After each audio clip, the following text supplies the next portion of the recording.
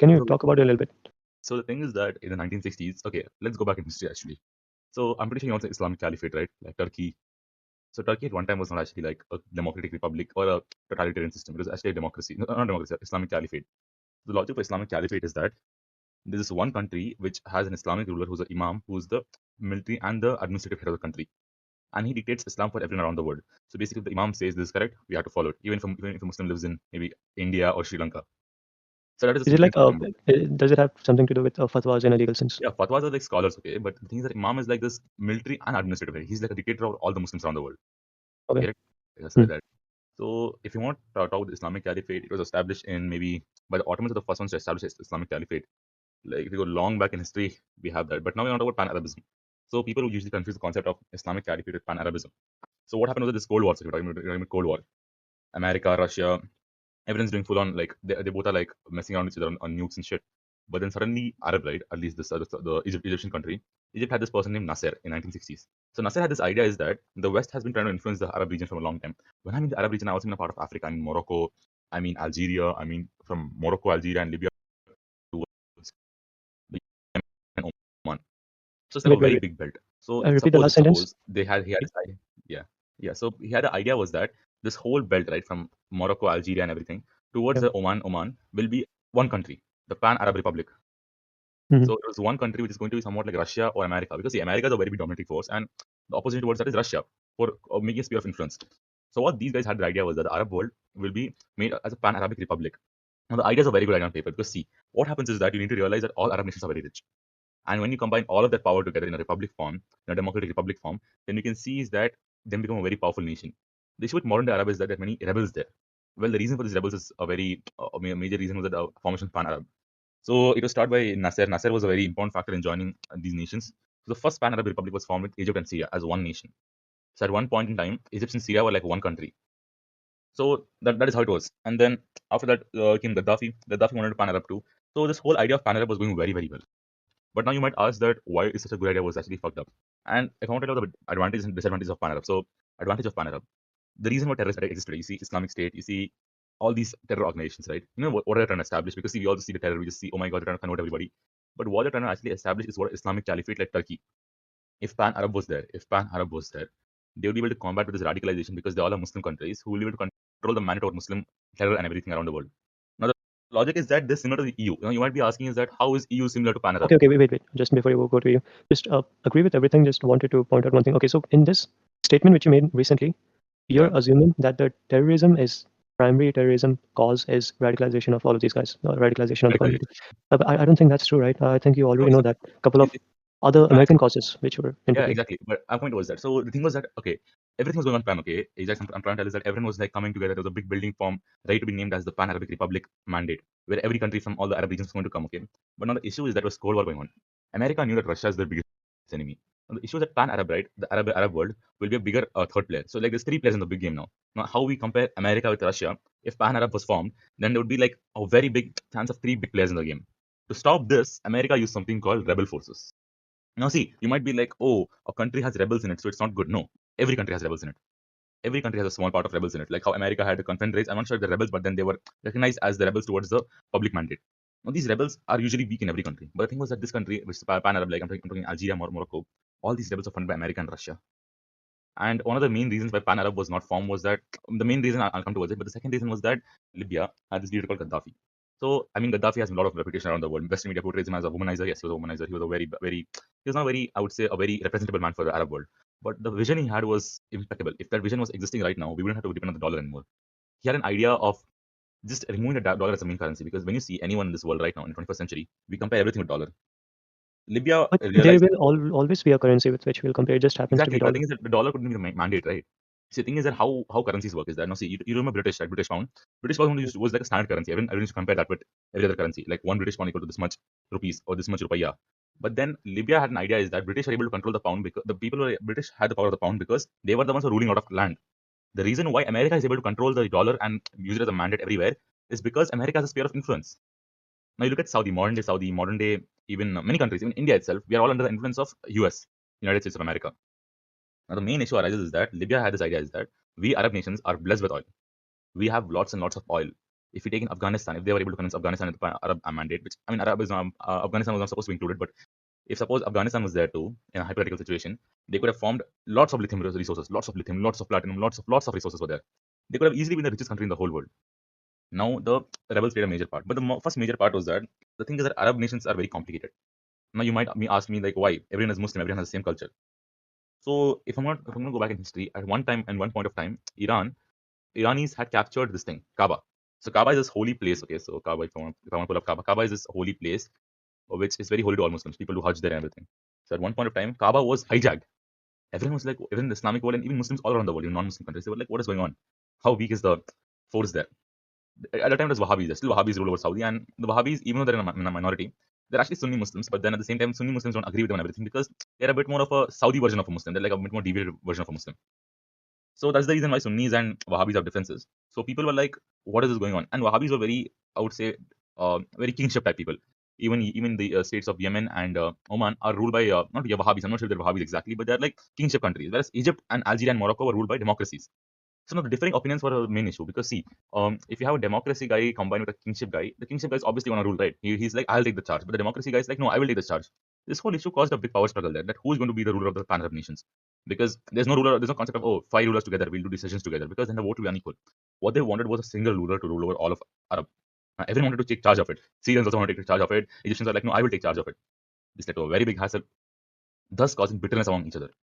Well, the situation was controlled by Gaddafi because people thought Gaddafi would become the leader. Like Gaddafi, after coming, he was like, I'll be the supreme leader of Arab nations, and at least 70% of the countries were like, okay, we'll allow this. But now the issue arises is that US funded these radicals. You see, Osama bin Laden and everything, right? US had the Hmm. idea was that Osama bin Laden, all these radicals, what they'll do, they'll kill up a bunch of few people in their countries, which is their countries, and then they'll be like, okay, bro, money is over, now we'll go back to our jobs. But no, after US's funding, these people thought that it's an Islamic way of revelation that we are supposed to fight for the religion, towards the radical religion, towards the making of Sharia law and everything like that. Because see, when you look at old Arab, right? I'm talking not about Muslims, I'm talking about Arab. Arab was very westernized. People were wearing suits. Wearing a jubba or wearing a tof was very uncommon, very uncommon. I mean, it was there, but then the representatives of the country, the representation, right? It was not a Muslim representation. It was a more of an Arabic representation. Now the issue was that these people came up, they had money now, and all the Arab nations also were fighting among each other because they were like, who's going to rule the Pan-Arab, right? So everything got fucked. Rebels start coming in, and then all these apparently freedom fighters fought for their independence apparently, and then the whole idea of Pan-Arab was fucked up.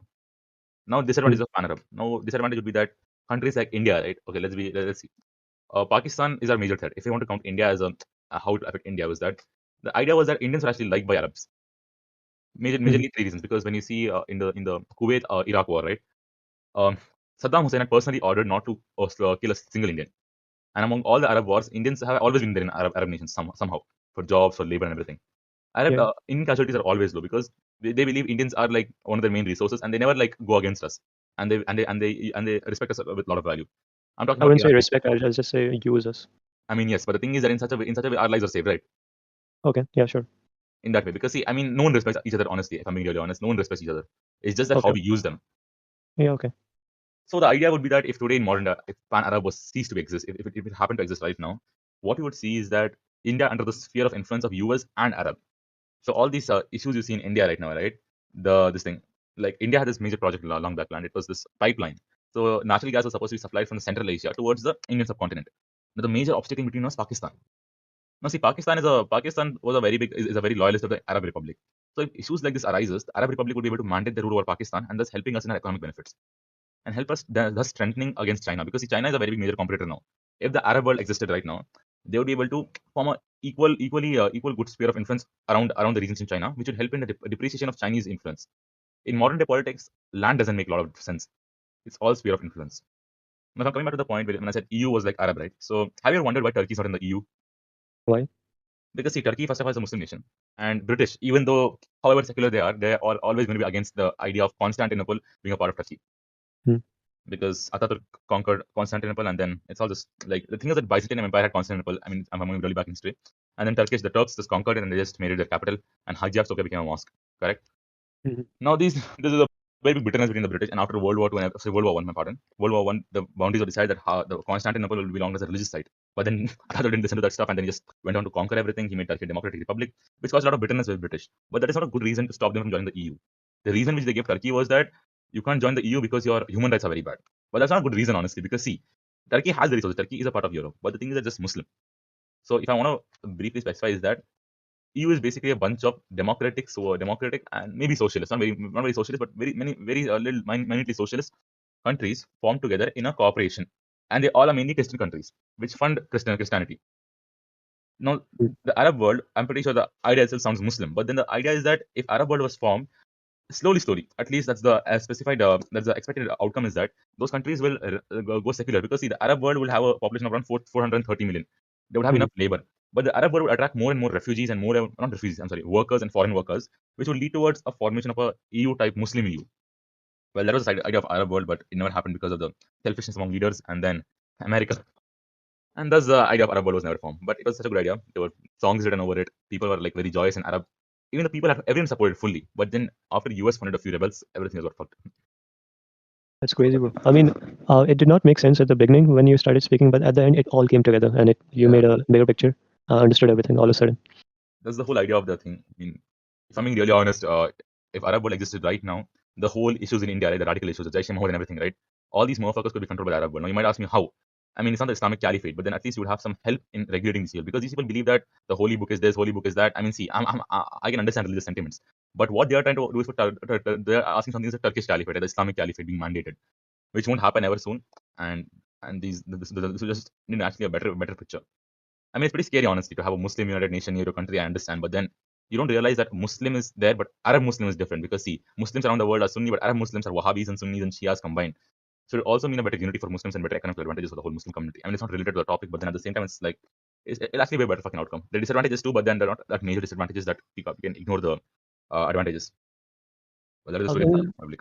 Okay, that's wonderful. Let me ask you a question from this end. Now, obviously, the entire story was awesome, and I agree that this would, if I were to be a Muslim, right, I would have preferred if this would have happened. Now, Exactly. coming from a perspective of someone who's outside this community, I would Mm. ask you this question in terms of, you already know how fucking modernized Saudi Arabia is, but you must have noticed how legalization of women driving cars is recently passed on. Imagine this Yeah. pan-Arabic political power in its placement. Imagine the rules and regulations and laws as opposed to certain Western countries with liberal ideas like women driving cars. Now, imagine that in a huge scale. Like, a lot of women are not able to drive No, cars, or a lot that's of where you're women are wrong. supposed. That's where you're wrong, because the idea in the Arab Republic is that the idea is not Saudi's not going to control everybody. You know, honestly speaking, Saudis are Well, I going to just gave an example in terms example, of. example. But the thing is that the Arab Republic was supposed to be controlled by the Cairo, which is Egypt, right? And Egypt is not a country like that. And the thing is that when nations collide, right? Now, if you look at cultures, right? When cultures collide itself, you see a lot of differences coming in. Wahhabis are strict Muslims, I understand. But then with the Arab World Republic forming up, right? Maybe there's a high chance of them changing their ideas towards the whole idea of Islam itself, which is a very big possibility if Arab world was formed. Because now just imagine this, okay? Like if I'm a country and then you're a country, we both decide, oh my god, we are so cool, we are so like similar. Let's be buddies and just join together. Maybe like Vietnam, the scene of Vietnam, like top Vietnam and bottom Vietnam. We just join together. Now the thing is that ideas will obviously exchange, and then maybe this whole idea of women should not drive would have just changed. But then, thank God, Sheikh Suleiman was there, and then he just Sheikh Salman, my bad, was there, and he just changed the whole, and he just helped women drive again and all those liberal laws in Saudi. But there's one Oh, thing. okay. So do you actually think that he's doing that because he's a good person, or just because he wanna No, open the country to? Let me he's complete. He wants to open the country to tourism and for Western people to come in and invest and stuff. So I he's mean, if I'm ready. being really honest, I feel Saudi's on the brink of a very big collapse. In at least all the countries right now, right? They don't like Saudi. If I'm being really honest, because Saudi, right? It's not because of the laws. Okay, the laws are not a very big part. These laws are just there. But the problem was that what Salman is doing is that he's changing the name. He's just talking of the idea of Mecca. Mecca and Medina are like these places where Muslims are supposed to hold, like, it's supposed to feel pure. They're supposed to be like, okay, we are Muslims here. But no, he just opened up shit in Dammam and Riyadh. I understand. Dammam, Riyadh, he wants to do some modernization, do that. But in Mecca, if he touches anything, if he plans to touch or anything in Mecca or Medina, right, these two places, the whole Arab nations will just jump on Saudi. I just feel like recently they're just diversifying their resources by Yeah, regulating and opening up it to the yeah, world. exactly. He's investing in education and shit so that he can send people as a he can do people as a resource and everything. Because oil won't last forever, right? I mean, that's the thing. Oil won't last forever, but they have some mineral resources too, which are supposed to be not really public, but apparently they'll be using that too. I mean, oil money won't last forever, but I hope at least Saudi and all these nations No, build I'm up not their. saying oil money won't. I'm saying the oil itself won't last forever. I think the money will last. They'll just invest in. As you can see, they are more than rich, like extra rich. Like, imagine the most They are the richest most person. richest family after Rothschilds, right? I guess, or I think they're richer than Rothschilds. Yeah, I'm not even sure if Rothschilds are even existing. I mean, I obviously the grandchildren of those people are all there. I am sure they're hiding some money here. A couple of conspiracy theories surrounding Rothschild as well. They wanted to make a new world I order mean, and yeah, all of that. Rothschild also has this really big bunker. Okay, it's pretty creepy. So in some ice desert, okay, they have this big bunker which stores every fucking plant seed in the world, every fucking plant seed. It's called the Doomsday Bunker. And a family like Rothschild establishing this is very scary because Rothschilds they're very sus, I would say. Well, obviously, they are sus, and I don't even want to go in that conspiracy theory. Yeah, I have been going into that. So there are Rothschild, and then initially there was J.P. Morgan and a couple of other guys who invested in railway tracks when they were initially forming in America. And Rothschilds were like Jewish people in Europe who yeah, started lending money and became rich from there. That was awesome. Dude. Now, on if you see the Forbes richest people list, yeah, Rothschild, grandchild won't even be there in the top 100, yeah. which is Exactly. They shows that it's not a one person, it's a family wealth. So now what or these people are, okay, they're but very they're not united anymore. I don't think they're united. they're united. Besides, They're united. They're very much united. they are. The issue with them is that they don't want to display their wealth. Now look at this. Not everyone knows about the Rothschilds, right? Like how you know what Bill Gates and Mark Zuckerberg being one of the richest. Because the idea is that Rothschild is like one of the main political players. Everything that happens in politics has some kind of link to Rothschilds. That is the idea. Sure, sure. I mean, you actually believe in that? I mean, okay, just so you know, I'm not a destiny liberal guy who doesn't believe in any cause. Let me tell you something. I'm deep into conspiracy theories and all of that. I believe in all of this. I mean, to some extent, if they make logical sense. I even will go as far as saying that the 9/11 was done by some couple of, and this has already been mainstream now, that the people were funded by the Saudis. And there were a couple of Israelis who were standing with the binoculars looking at the building I and mean, taking pics. And exactly. I mean, there were actually a couple of other planes which were to be hijacked as well, but they were not able to do that and just hijacked two of them. Anyway, the thing, the thing was that as far as I remember, when I was a kid, right, like all my relatives and they used to tell this theory itself, like Osama bin Laden was an American spy, American. Like he was actually like he was found by America to cause terror, and then the radicalization hit too much, and then he blasted the buildings. No, that's not how it works. A hmm. terrorist just won't go to a country and then just bombard and without getting detected at all. He stole a fucking jet, bro. I mean, sorry, a plane. It's not a fucking small bomb or a suicide bomb. Why are there not incidents like 9/11 happening anymore? Is it because people don't have guts or is it because people don't have money? No, because 9/11 was staged. Imagine Yep. crashing a jet Well, into one of the biggest economic centers of your country. That's how fucked up the idea is. you know about Pearl Harbor, right? Yeah, People Pearl say Harbor. that the top executives already knew that the airplanes are coming to destroy, but they let it happen so that they could test their nuclear power.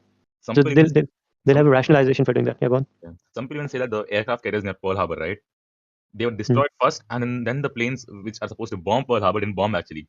US have definitely detonated the Pearl Harbor.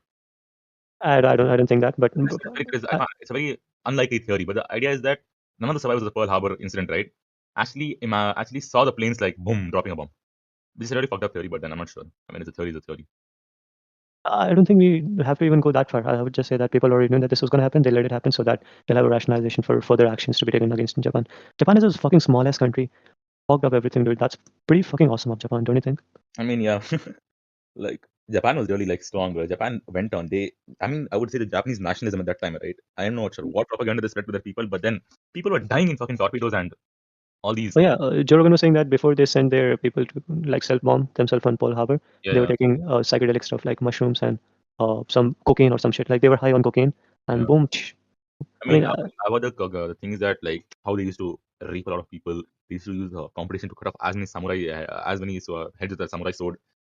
Pretty pog. I oh, mean, that's pretty okay. pog. Okay, that's okay. I'll talk about that. That's called the samurai culture of, and that's one of the reasons why they are really, really consciousness in high in personality as well in their culture. I'll get to that. One more thing before these Japanese people, even World War One and World War Two, in terms of drugs, what used to happen is that obviously the medical stuff was not high, and during that time, so what they used to do when you used to bomb your legs off or your hands off is that Yeah, the doctor will just insert morphine shot in your arm. Like, I'll just make you high on morphine so you don't feel the pain.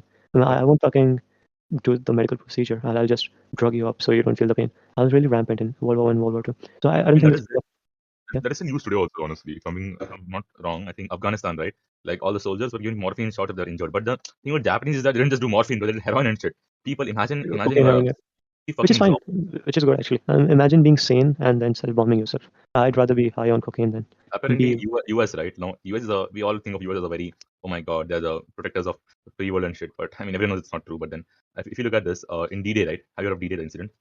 The where they land on the beach, the D-Day beach incident. Pretty popular. Remind me. So it's like the Third Reich, Hitler time. These Oh people yeah. drop their people on the beach to fight against stationed army troops. Okay. So what happens is that if I want to give you a brief about it, Nazi troops are stationed on a beach. They are holding the seas. Then American troops are parachuted into the field and even drawn by boats into the field. So all the people landing from parachutes and boats immediately after they land, the probability of one surviving was very less. Because see, you have a stationed troops on a high ground there shooting at you from the sky, the top of the hill. So these troops are supposed to combat them and move forward. This is a pretty fucked up idea, honestly. But then that was one of the major consequences of. Anyway, so I'll just come to the point.